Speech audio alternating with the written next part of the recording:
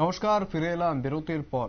রাজ্যের বিভিন্ন জায়গা থেকে আমরা বিদ্যুৎ দপ্তরের যে পরিকাঠামোর গাফিলতি রয়েছে সেই ছবি কিন্তু আমরা প্রায়শই দেখতে পাই। এবার সেই একই রকম ছবি ফুটে এলো লেফুঙ্গা থেকে।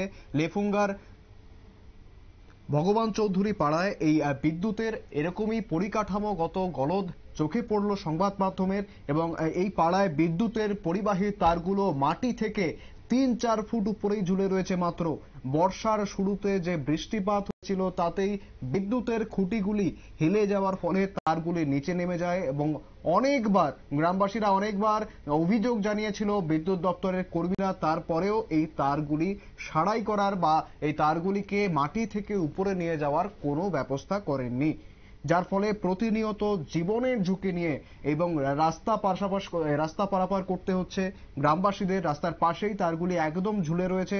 যে কোনো সময় গবাদি পশুদের নিয়ে যেতে বা জঙ্গলে অন্য কিছু সংগ্রহের জন্য ভিতরে যদি যায় কেউ, সেক্ষেত্রে বিদ্যুৎ পৃষ্ঠ হয়ে জীবনহানি হওয়ার কিন্তু একটা আশঙ্কা থেকেই যাচ্ছে। ফলত প্রতিনিয়ত এরকমই প্রতিকূলতার সম্মুখীন হতে হচ্ছে ভগবান চৌধুরী পাড়ার স্থানীয় বাসিন্দাদের। এবং এই গোটা বিষয়টা নিয়ে ঠিক গ্রামবাসীরা কি জানাচ্ছেন শোনাবো। কতদিন হয়েছে যে তারটা নিচে পড়ে গেছে 3 ফুট 4 ফুট? না না বাংলাতেও বৃষ্টিপাতের সময় আপনারা কমপ্লেন করছেন?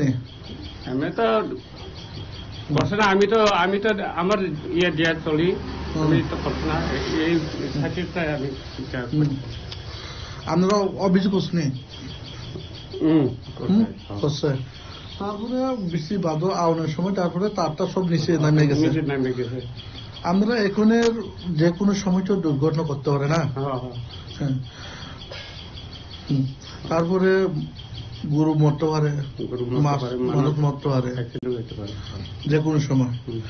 তারপরে আপনারা বর্তমানে এই এলাকায় বিদ্যুৎ মন্ত্রীকে কি বলবেন? তো এটা তো যখন আইতে যাইতে দেখে কেউ না কেউ ইয়ে দিতে পারে, তো আমরা তো অসুবিধা হইতে পারে, এটা তো সব দেখে সবই ইয়ে করে। আমি তো শুধু এই রাস্তাতে যাই দেখি, আমি তো তবু বাসের কিছু ট্রেনা লাগাই রাখি। আপনার নাম? জীবন দেব।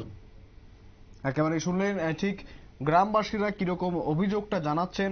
তারা কিন্তু জানাচ্ছেন যে এই ঝুঁকিপূর্ণ ভাবেই তাদেরকে জীবনযাপন করতে হচ্ছে। রাস্তার একেবারে পাশে ঝুলে রয়েছে এই বিদ্যুৎবাহী তার এবং এই পরিকাঠামো উন্নয়নের জন্য বিদ্যুৎ দপ্তরে বারবার জানানো হলেও এখনো পর্যন্ত কোনো ব্যবস্থা নেয়নি বিদ্যুৎ দপ্তর। ফিরে আসছি বিরতির পর, সঙ্গে থাকুন।